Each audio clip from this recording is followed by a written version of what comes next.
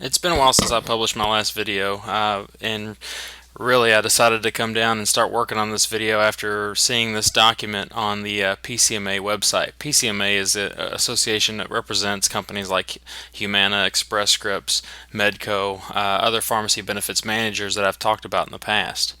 And I noticed this article about fraud, waste, and abuse detection in retail pharmacy and the drugstore lobby versus employers. So when you read a lot of PCMA's website, you'll see a lot of language like that. They'll never refer to pharmacists or pharmacy owners or anything like that, but they'll refer to the drugstore lobby to give it that negative image. And then rather than to say PBMs or pharmacy benefits managers, they refer to themselves as employers or on the benefit of or benefiting employers, as they are, self-proclaimed advocates for the employers. So anyway, in this document, there's a lot about, they make a big case about healthcare fraud, and interestingly enough, it talks about 1% of the prescription drug costs result from fraud, waste, and abuse. So they have this big campaign about 1% of the cost of prescription drug costs. But anyway, let's talk about this 1%, and let's get to this issue. So fraud, waste, and abuse, in what I would consider an attempt to demonize pharmacists. Let's talk about what they're referring to. So when a prescription comes into a pharmacy, so say you bring in your well, it's a terrible looking piece of paper, but anyway, this is your prescription. That comes into the pharmacy, has your name on it. It's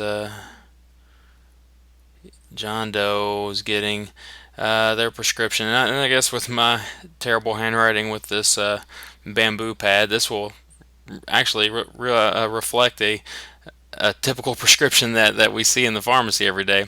But you get your prescription, say you get it on whatever date, say it's 10, what is today's date? I don't know, the 29th.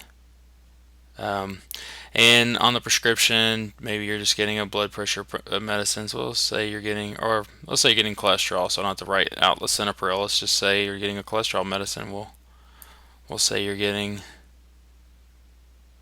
uh, Lipitor, 10 milligrams. You're going to take 1 QD, and you'll see it kind of written like that, 1 QD. You'll see a quantity, number 30. Maybe you'll get, 2 refills. If I can write again, refills. And then you'll see a physician's signature. And maybe up here you'll see the address of the physician's practice or whatever. But this is a common prescription that we'll see in the pharmacy. Now, what the PBMs are referring to as fraud, waste, and abuse are several key things.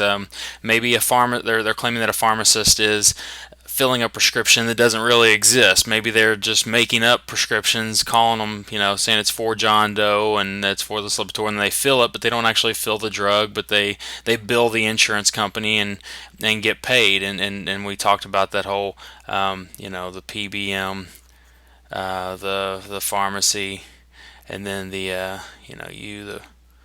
patient. We talked about that little triangle in previous videos. So basically frauding the insurance company, making up a fake patient, and submitting a claim to the insurance company, and that's causing, this is abuse and fraud of the system, and so this is how they're attacking pharmacy for that.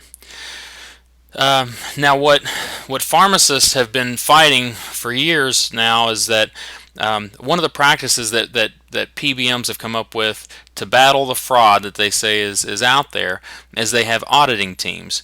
So an auditing team would come in and audit to make sure that a patient named John Doe got a drug called Lipitor on October the 29th, 2011. They got 30 of them.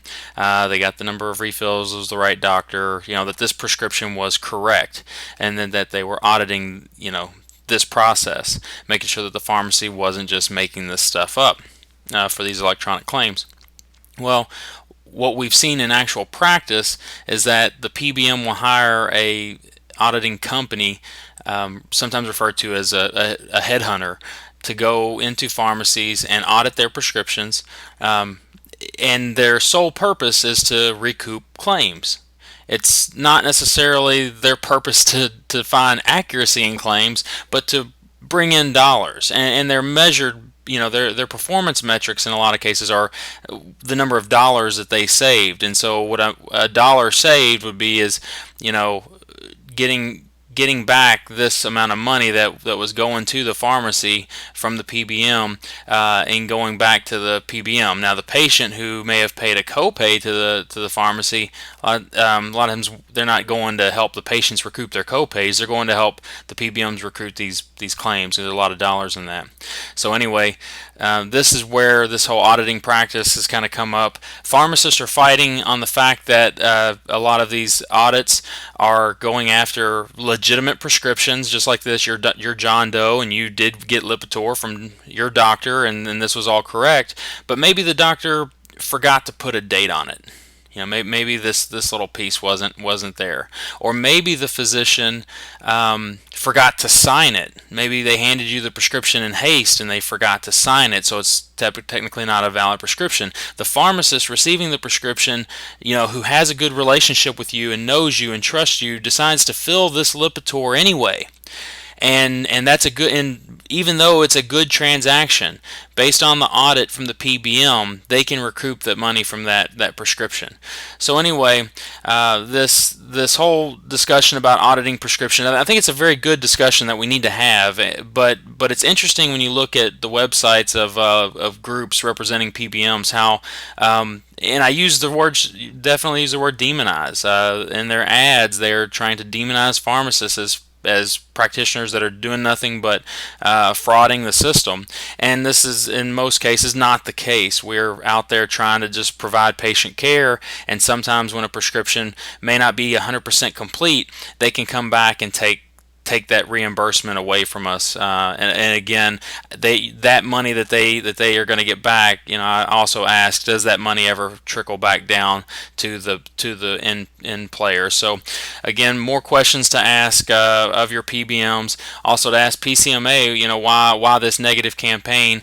Again, remember, in Let Report, we're talking about 1%. 1% of prescription costs in this issue. So why are they spending a great deal of time on their website to go after it and battle? It's interesting, and I think we all need to discuss it.